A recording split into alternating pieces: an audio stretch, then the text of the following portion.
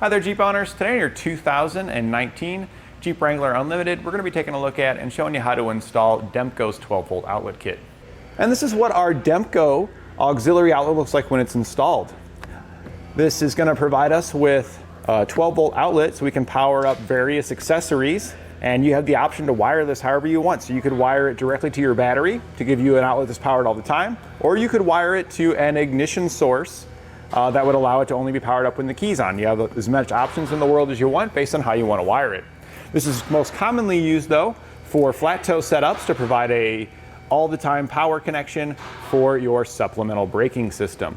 Now, we've been installing some of these for quite some time now, and oftentimes we install a Roadmaster one, but I'll be honest, I kind of like the Demco one here. It seems like it's a higher quality component. The bracket that comes with it, it just feels more stable than the Roadmaster one. The connector for your auxiliary outlet slides right into the bracket and snaps in very nice, holding it more firmly than on the Roadmaster. There is a dust boot here on the end of the connector. You can see it open there with our accessory plugged in. That helps keep out dirt, debris, and moisture, and you don't get any of that with the Roadmaster as well. I also like the wiring that comes included with this. It's a much thicker gauge wiring. It is a little bit more work because you have to kind of assemble a couple of pieces. But me personally, I'd rather do just a little bit more work and get a much higher quality product. We're also going to take a look here out underneath the hood, because one of the things that Roadmaster does on theirs I really dislike, Demco has resolved. And this is what I wanted to show you under the hood, is the fuse harness that comes with the Demco. With the Roadmaster, you get the old style glass tube fuses, which are becoming more and more difficult to find. You probably don't have any laying around because your vehicle doesn't probably use any of them. So I like that Demco here has decided to use a more traditional ATX type fuse. Much more traditional size. You probably got some of these laying around, and these are much easier to locate and get the right size that you'll need at your local automotive store if you ever happen to overload the circuit or cause an accidental short by dropping something down in it or something like that. We're going to begin our installation here on the driver's side. We're on the floor here, our pedals are to our left, and this is the kick panel here. Our pedals are on the right and our kick panel's here on the left. We're going to be mounting it in roughly this location. I think I might put it down to help keep it out of the way. The purpose we're installing this is for our customer's supplemental braking system. We just got it set up for a Blue Ox Patriot. This is the breakaway cable that'll plug into it. But the Patriot needs an outlet that is powered all the time to be able to operate it. And when in flat tow mode, we got our ignition key off and the outlet that's in our Jeep here powers down, so it's not going to operate our system. So we're going to add this and wire it directly to the battery so that way it'll be powered all the time so we can use our system the way we need to. So we're going to mount the bracket first, and then we'll route the wiring to it. Our Blue Ox Patriot kind of just sits here on the floor, so we're going to be installing it pretty low down here in this location to hide it, because that's all our customers using it for. You can use these switches for anything you want that you're wanting to power. There are a lot of different accessories that you might want to use it for, but braking system is one of the most common because of the requirement to have power when the key is off. So we're going to mount up the bracket first. You get a couple of self-tapping screws. We're going to use a 10mm socket to run those in, and it's going to be a little tight in here once I get in there, just because your Jeep doesn't have the most room in here to work with. But all we're going to do is roughly we're going to hold this up where we want it, and then we're going to run the screws in the holes here on the bracket. So 2 screws, and I'm pretty sure we're going to mount it just like that, so that way it kind of hangs down. So now we can install our switch. I did kind of angle it just a little bit so that way it's easier for the customer to kind of have a natural angle to be able to plug it in, and we went with mostly horizontal to minimize the area here where he can rest his feet. You could tip it down here this way a little bit to make it kind of face you, but that'll take up a little bit more foot area, so I think it'll probably work out better for our customer like this. We can now slide our switch in. You can slide it in either way. There's a little groove here on the side, and there's a notch on each side, so you got 2 options on how you can insert it. I think we're going to put ours probably, I think we're actually going to put it with the opening going away from the bracket, just because of the clearance of the wall there. I don't want to interfere with being able to plug in our braking system. And then that'll open up. It's got a nice cover on it there to keep out dirt and debris. And we've got our prongs here on the back for powering it up. So we're now outside the vehicle. We've got the hood open, we're on the driver's side. This is our brake booster right here. If we go to the outside of the brake booster and look down, there is a grommet located right down there. It's a plastic grommet. It kind of twists to pop it out of there. Now this is only going to be present on your automatic vehicles. If you have a manual, that's where your clutch master cylinder is going to be, is located right there, the reservoir and stuff. So you won't have this grommet on those manuals. You have to find another grommet location to route it in. We're gonna just poke through this. You can see it's already got some silicone on it. When the supplemental braking system was installed, the breakaway switch wire had to be routed through there. So there's already a hole there for us to pass it through. But once you pop that cap out, you can just drill a hole in it with a drill bit to be able to pass it through. It was already sealed back up again with silicone. So we're just gonna take a screwdriver just to poke through the silicone. Might have to scrape a little bit of it off of there in order to pass our wire through.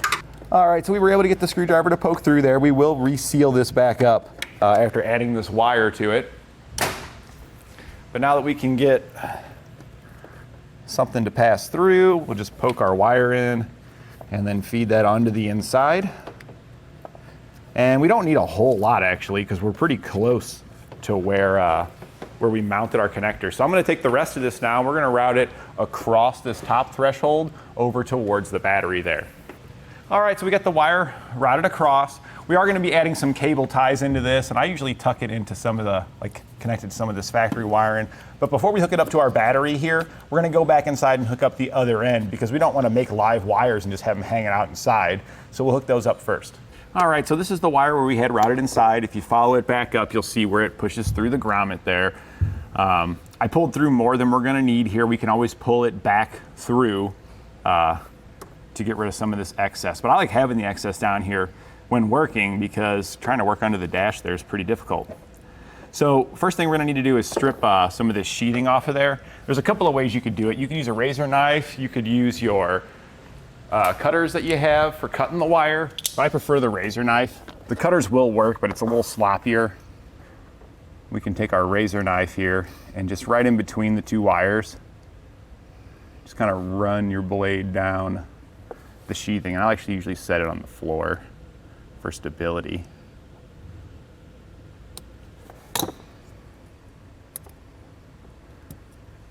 And we're just going to peel that off of there. We just need enough back to be able to work with our wires, so that's plenty. We'll trim off our excess here.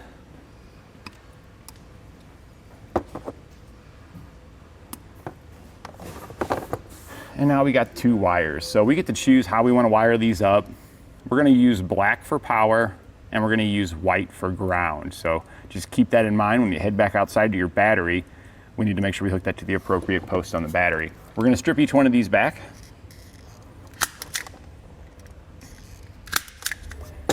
And we're going to place a spade terminal on it. These spade terminals do come in your kit here. So just slide the spade terminal into place and crimp it down.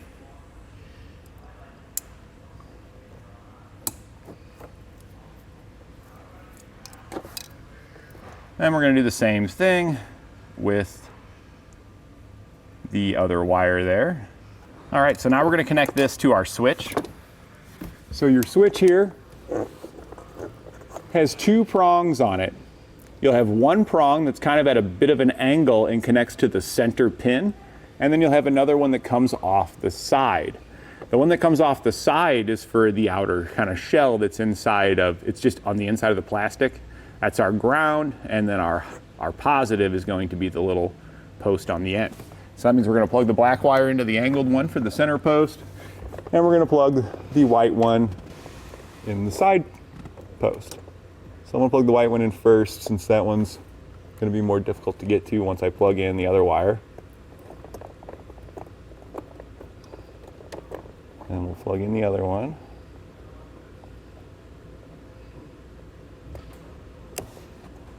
And when you're plugging these in, you'll probably want to make sure you're supporting the switch. I'm keeping my pinky underneath as I'm pushing down. This is just into the side plastic here. So you could potentially damage the plastic if you're just pushing super hard on it. So make sure you give it a little bit of support when you're plugging those in. So now our excess here, we can actually just push this back through the grommet. or you could pull it from the other side, you know, whichever way works best for you. We're right here, so we might as well just push it through real quick. And then we can also kind of assess and go, you know, like I like to leave a little bit of excess on both sides. So we'll leave just a little bit here. That's always nice for future additional accessories and other things that you might need to utilize these wires for. So that looks pretty good. We'll head back outside and finish connecting it up out there. So we're now back over here by our battery. We've got the rest of the pieces kind of laid out that come in the kit, except for this guy. This is what we're gonna use, but this is what comes in the kit. I recommend getting rid of this guy because this is gonna be outside the hood here where moisture can get down inside of it. So I highly recommend upgrading to heat shrink butt connectors like this to protect your wiring from the elements. Another thing that you might want to consider adding to this kit is cable ties, because I did use a couple, like one there, and there's another one over there, and there's one right here to keep my wiring from being able to fall down, and you don't get cable ties in this kit either. Now, if you're doing a flat toe setup with like a braking system, you're probably gonna get some cable ties with those, but I still recommend definitely getting the butt connectors because you're gonna want those for your braking system and other stuff too. Okay, so now that we've got it routed over to here, we're gonna hook it up to our battery here. We're gonna start with our fuse harness that's gonna hook to the positive side. First, take the harness, we're gonna cut the loop here, and then we're gonna strip back each end of our loop. On one side of our loop, we're gonna get a ring terminal so we can attach it to the battery. On the other side, we're gonna use a butt connector, and we're gonna use that heat shrink one that we're adding to the kit. I like to twist the ends, helps keep the strands together, so that way they slide into the butt connectors and stuff easier. So we're sliding the butt connector into one side, crimping it down. Swap over to the other side.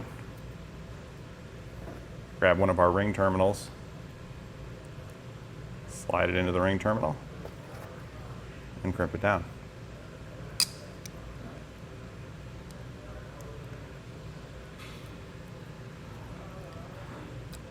All right, so we got our fuse harness prepared. So we'll set that off to the side for just a second. If you'll notice the fuse is sitting out of it, we don't want to insert our fuse till the very end so we don't cause any accidental shorts. So our wiring's routed up here. We need to have enough to be able to connect to both the positive and the negative. So since the negative is the further away, we're going to be cutting our wiring at that point so we can make it over to that wire. So snip the excess off that you don't need. And after you've trimmed it, we're going to take our end here and strip some of the sheathing back. We actually don't need as much as you think because we got our fuse harness that we're going to be adding to the positive wire. So we just need to strip enough of this off to be able to access them. And that will be plenty for what we need to do. So we'll cut the ends off here of the sheathing. Okay, so we talked about before, our white wire is going to be our ground and our black wire is going to be our positive. We already made that decision. So the white wire here, go ahead and strip it back. Grab your other ring terminal. And it's always good to double check to see these are going to fit. They give you plenty large ring terminals, but some other items you get in a flat toe setup, sometimes you got to swap out some ring terminals because they don't fit over your battery post. But it looks like they give you a nice ample size in this kit. We'll crimp this one on. And that looks pretty good. That'll allow us to get over to our negative very nicely there. And then our positive here, we will connect that to our fuse harness and run it over to there. So we're going to go ahead and strip back the black wire.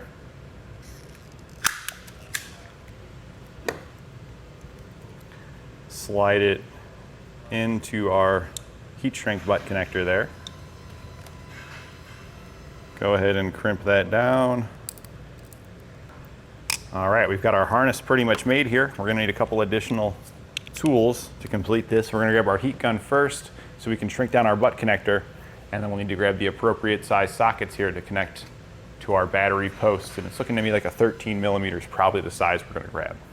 Well, we got our heat gun here. And you can see this is why we wanted to swap this to this style of butt connector. It's because it automatically seals right around our components here for us There's actually like a small, it's almost like a gel-like liquid in there that kind of oozes out to help seal it up as well.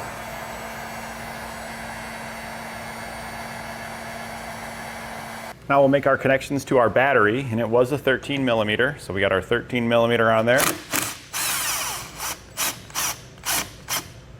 We're going to remove the nut, slide on the ring terminal, and reinstall the nut.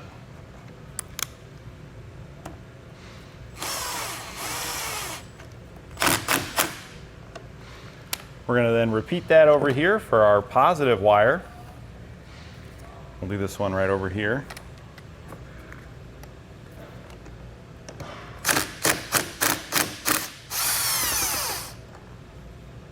And we're just removing the nut, sliding on our ring terminal,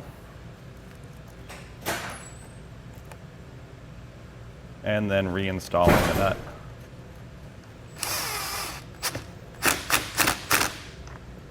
All right, and then our cover should pop back down on there for us. We can use some more cable ties here to clean up our wiring and make sure it stays kind of how we want it routed. We're just going to kind of have it mimic the factory wire in there. I'll probably put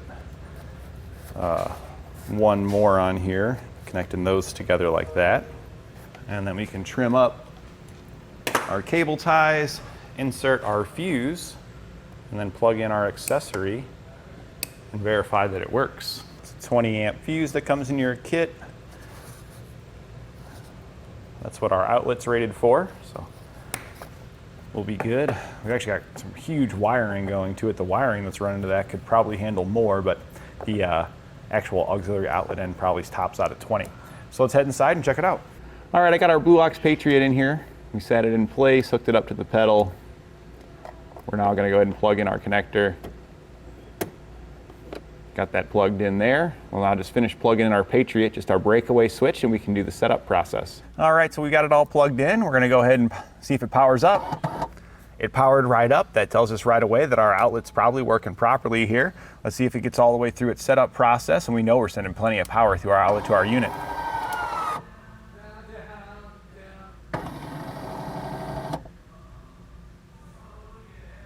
All right, process is complete. Looks like we are all ready to roll. So our installation is successful, and again, this will power anything that would run off your just normal factory accessory outlets. It's going to do the same thing with this unit.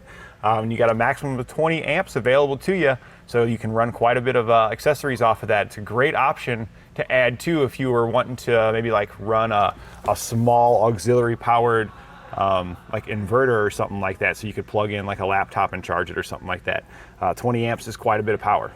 And that completes our installation of Demco's 12 volt outlet kit on our 2019 Jeep Wrangler Unlimited.